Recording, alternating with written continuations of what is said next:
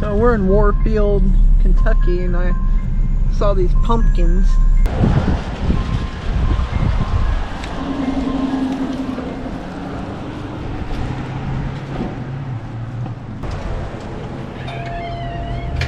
Which one you want, honey, and I'll get it out for you. That one. Alrighty. This is the stone that we made for the story we're going to do because she don't have a stone. It looks pretty.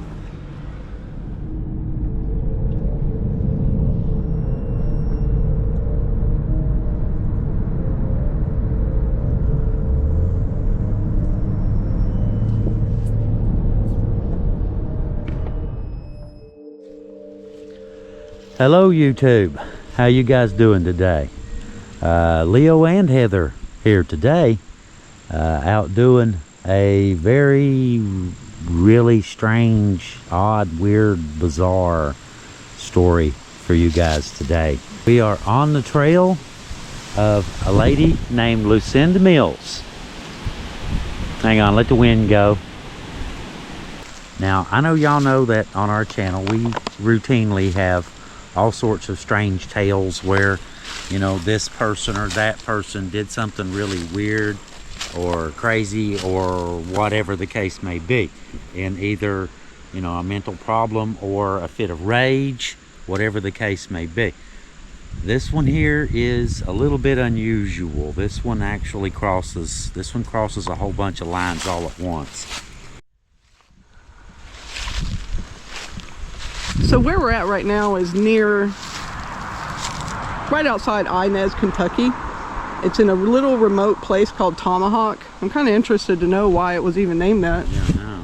But now Lucinda was buried without a grave marker, and we did bring a grave marker for her. So we're not technically looking for Lucinda because we're not going to find Lucinda. But what we wanted to do was to get close to the location, which we do often. You know, if we often discount many stories that don't have graves because it just feels anticlimactic. So me and Leo decided, which we did a video on our new vlog channel, well, I guess it's not super new, 3 months, called Rocks with a Purpose, where we're going to start doing little grave markers and bringing them so that at least there's like it just kind of has a feeling of closure. Some sort of. So we did that today, and we brought it, and we'll just either put it, if we can find the cemetery she's supposed to be in, or near her cabin, or wherever. And we just kind of tossed it together last night, so it's not the greatest thing ever, but it's better than nothing. But so we're near the Mills cabin, where the Mills cabin stood. So what I found really odd about this story is when one of our subscribers named Christy sent us the newspaper clipping, which, you know, was really helpful because we wouldn't have known about this story. At first, when we looked into it, it said 8 cult members, you know, sacrifice Lucinda.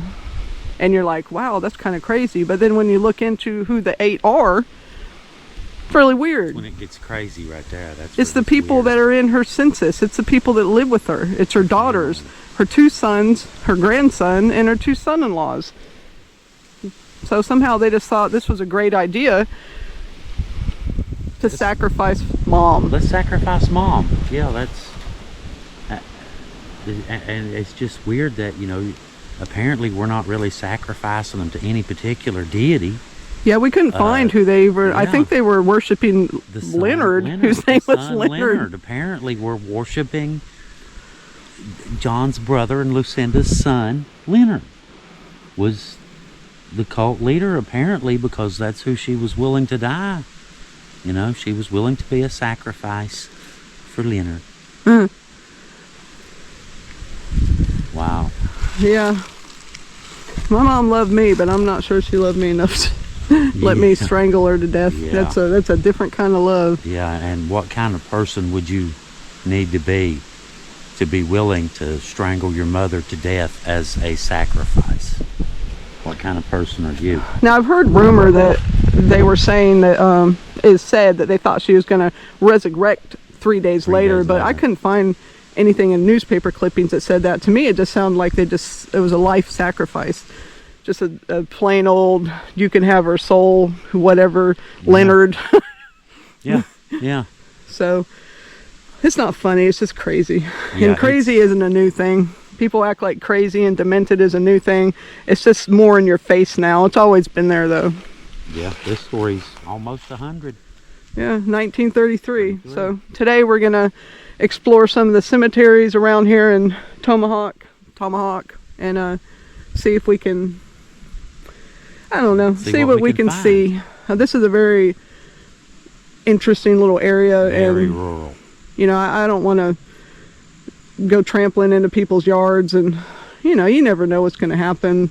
I'm you okay could get with hurt. it. I'm cool with it. We always carry, you know, protection, but I mean, who really wants to spend their day like that in a shootout? It's not really my idea of fun. So we'll see what happens, and guess what? You guys get to come along with us from the comfort of your home or your office or your bed or wherever you are. This should be a really interesting hunt and a really very interesting and strange story. Mm-hmm. You ready? I am ready. Let's go do it. So I'm just going to give you a really quick rundown on what happened to Lucinda. Lucinda Gilliam Ward Mills was born December 1866, and she died February 2nd, 1933, which would make her 66. Or around that age, 66, 67, but for some reason all the newspapers kept listing her as being 72. But either way, she's the daughter of Sarah Jane Skeen and Stephen Ward. Lucinda was born after the death of her mother's first husband, Martin Gilliam. Both her and her younger brother went by the surname Gilliam and later on Ward. It's uncertain if Stephen Ward is the biological father to Lucinda and her baby brother John, which it sounds like she named her son John that killed her after her brother who she loved. So now it has listed here that Lucinda had 14 children, which I don't know if that's true or not.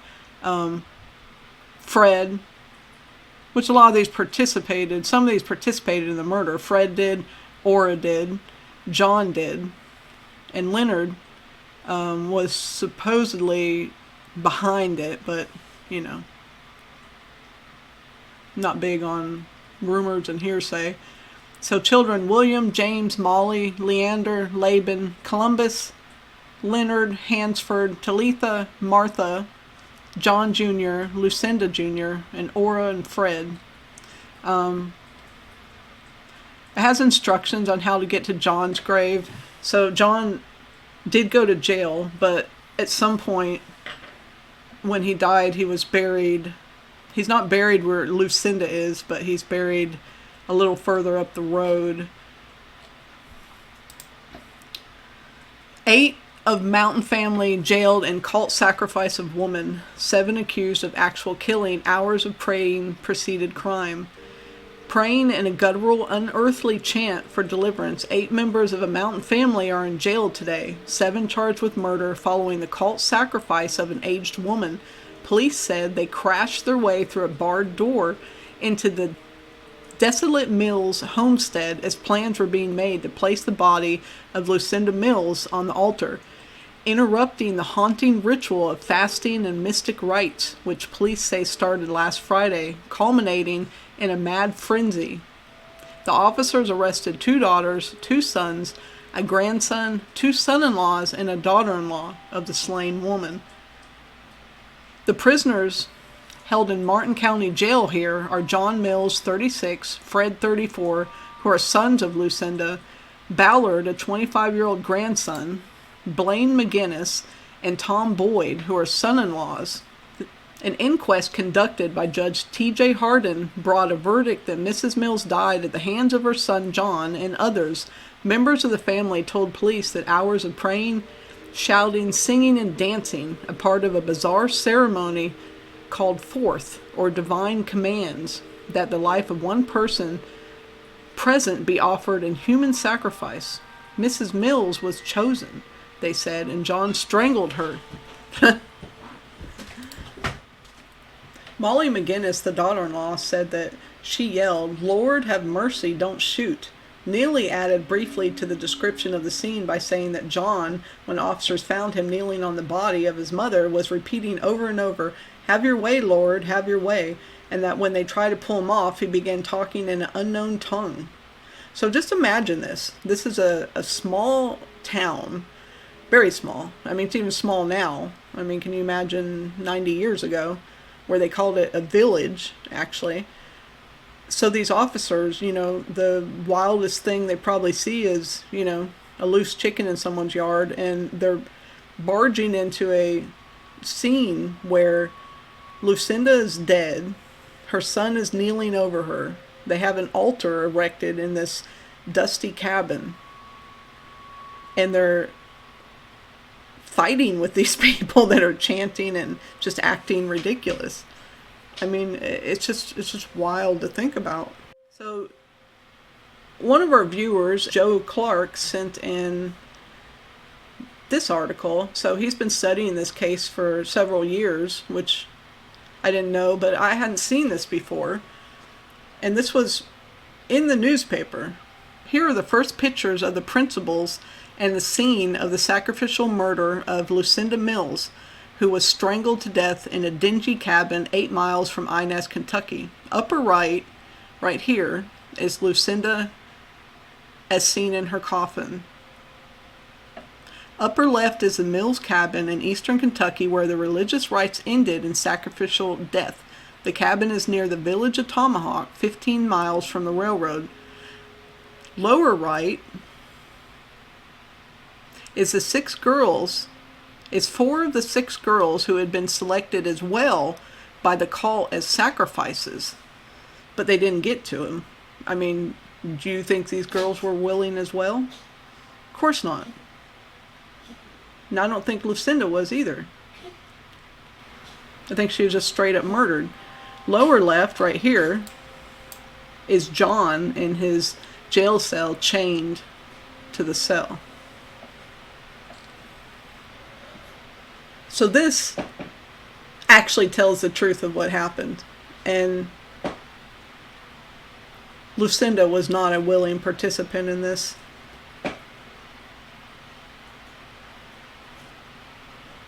Inez, Kentucky, February 10th, a fantastic story of what happened in Tomahawk Tuesday when Lucinda Mills was killed in a sacrificial ceremony by her religious crazed kinfolk was given to county authorities tonight by Mrs. Tom Boyd, which is one of the women who owned the cabin. It was the wife, in whose mountainside cabin the cult members held their last frenzied orgy. As Mrs. Boyd, the victim's daughter, talked, the countryside waited for the promised resurrection of the dead woman. Her son, John Mills, cult leader, who is accused of the actual killing, predicted his mother would rise from the dead today, born anew without sin. Mrs. Boyd said that she, her husband, and her mother were at breakfast about noon when she heard shouting down the creek. John Mills was coming up the holler holding a stick and a Bible, she said. His eyes were shut. With him was Ballard Mills, who is Lucinda's grandson, carrying another stick just like John. They stumbled up the road with their eyes still shut. Behind them were their wives and Fred Mills and his wife and about 35 or 40 kids. So now we have another element in this. Now this has become a whole thing. I was scared. I knew something was going to happen. After they got in the house, which that's a lot of people in a house, they started praying and shouting, and John began to hit people with the stick to see if they were worthy. After a while, John said the Lord had told him to kill 6 virgins, and they all began to look around for them. Some of the kids got scared and ran away. I mean, I'm surprised they got this many people to participate in this ridiculousness, honestly. After they chanted a while, John said he was going to drive the devils out of their mother. She had a sick headache. John brought her out of the other room and she sat on the altar. Then John told her to lay down. He started waving his hands and praying. So this would be where they were waving Bibles over this woman's neck. You know, she was just in the other room resting. She didn't know this was going to happen, and she wasn't a willing participant. I knew it. Then all of a sudden, John grabbed her throat. He got his knee on her chest and choked her with one hand and beat her with the other. She tried to get away, but she was too weak. So here we got Lucinda was sick. She had a cold or something, flu, whatever. And her son drags her out of her bed and strangles her to death. And that's exactly what happened. And I hate that because she is forever going to be passed down as being the weird, willing participant that just said, you know, oh yes, strangle me, son, I want to help, when that isn't the case at all. Preparations were being made to burn her body as a sacrifice when authorities notified by neighbors broke in the cabin door. In the county jail, 8 members of the family who were arrested at the height of their weird ceremonial ceased their chanting and wailing, though John Mills muttered his strange gibberish occasionally. So right here we have the son Fred, the grandson Ballard Mills, Tom Boyd, the son-in-law, and Blaine McGinnis, the other son-in-law. You know, a bunch of kooks right here. And then we have the unwilling girls that they were going to kill after Lucinda, and luckily that got stopped. Who knows where this would have went. Cult trials nearing close.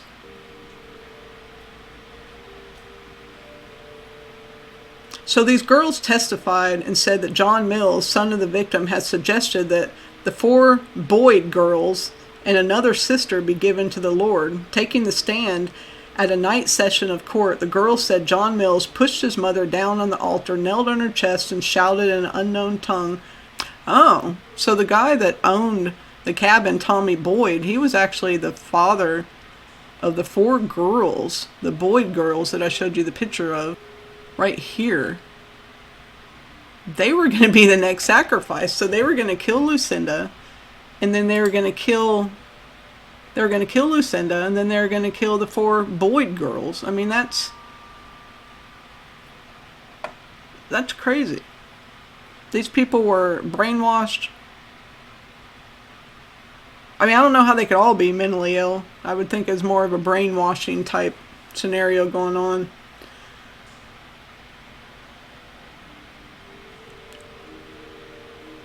But either way, I had a feeling that Lucinda was a victim, and when I threw together that rock for her, I just felt like, I don't know, I just felt like I wanted to leave something for her, anything, and it just made me feel better, and I feel bad for her, you know.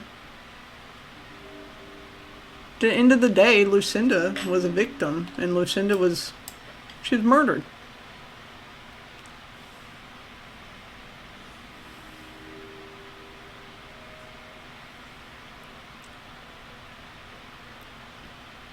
Now Leonard, the one in Eastern State Insane Asylum, he would just talk about religion all day long, and he was just like them. He also, they had trouble getting him to eat and different issues, you know, but he was mentally ill. I don't understand how all these people related could be so, like, the same mindset. I mean, it sounds to me like they all had some kind of demon possession in all reality. You have arrived.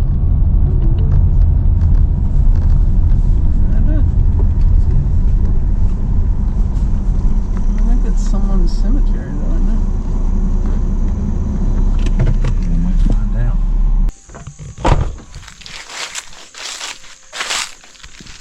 One way to find out. The McCoy. First thing I saw was a McCoy.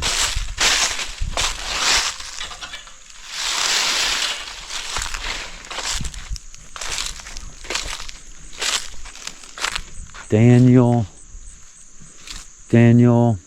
Walters McCoy. Nope, unless that one over there.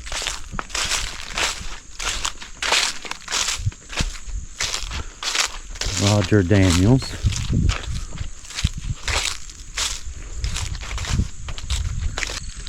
It's a 1-year-old, has a minion on the stone. Oh, keep looking. Very common scenario.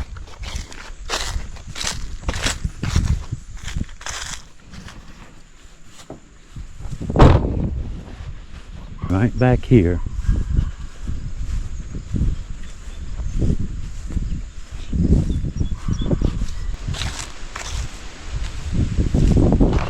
Three graves, Farnham and Ray. Not it. Well, we saw a couple more. I just wanted to come up and check this one because I saw it on the way in. So we'll go back down and climb the hill.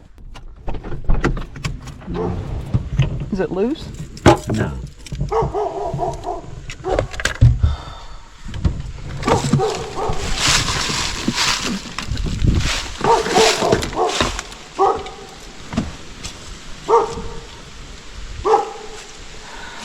Here, you take this.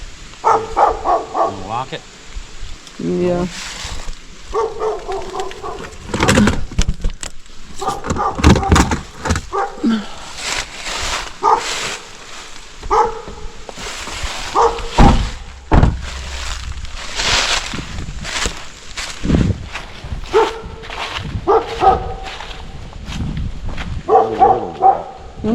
So we got a little walk.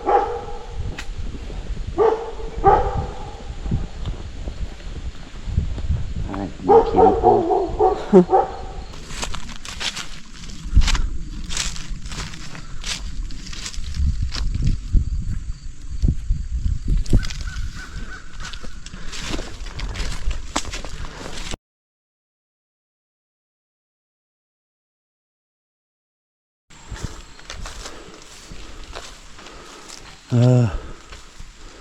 Todd, that one's 2x4s. Huh.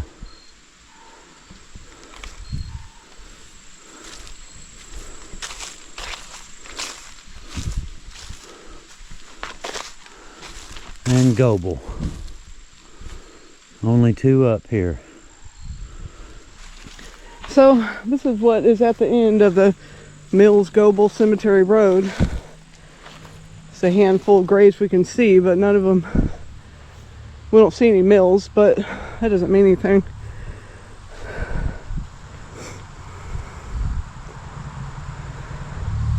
What I do know is that she died on Stafford Fork, which is only a couple minutes from here, and it says that they brought her by a crude sled. It was February at this point. They brought her by a crude sled up through the snow and ice. It says where she was buried in a mountainside crypt. Now, technically crypt just means underground. And she has no marker. Her marker is gone. So she could be anywhere, but she's definitely close to where we are. We did make her a stone. We'll leave it somewhere. But we have one more place to check, just to double check, but if not, you know, this is going to be where we tell the story. Where her story is going to come to an end. But either way, it's a pretty wild story, and I just don't know what runs through people's heads, you know, especially when you have a lot of time to think about something. You think, yeah, that's a good idea. Well, it's one of the strangest stories we've ever done, if not the most bizarre story we've ever done. You know, typically it's, you know, one person in a moment of anger or snapped or whatever the case may be. This is a whole family full of nuts. Yeah, that's what's weird, is it's like one person. It's one thing when you have one person in your family, it's unstable, but then they somehow infected everybody else, or clearly everybody was unstable, but even the in-laws, the grandson, you know. Yeah, go right along with it. It's just weird, you know. especially today. You know, today's my mom's birthday, and I couldn't imagine ever having her leave the world At your hands. on purpose. At And your I did it. Or even had anything to do with it. Like, you know, you're supposed to protect your family at all costs. So Not sacrificing. this was definitely against nature and against God. So we'll check one more place, but if not, it's Leo and Heather in Tomahawk, Kentucky. Yeah. In the middle of nowhere. A bunch of dogs. Anyways, beautiful fall day, and it is a tragic, terrible story, but out of Tomahawk, Kentucky, which is a neat name for a city. Yeah. Not really sure how it got its name, but it's definitely a unique name, Tomahawk. Yeah. But anyway, from myself and Heather, you ready? Hillbillies out. Hillbillies out.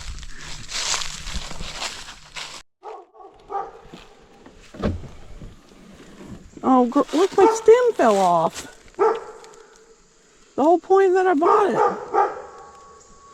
Yeah, it'll still look good. I don't want bulb. So this is a stone I made Lucinda. We're just gonna put it right here by this bridge, which is around. Near This the is where grave. her cabin. No, this is where her cabin was, and near her grave, Right. where she's buried. So we just did a quick job. We just made it last night. So Follow me, stay in the center.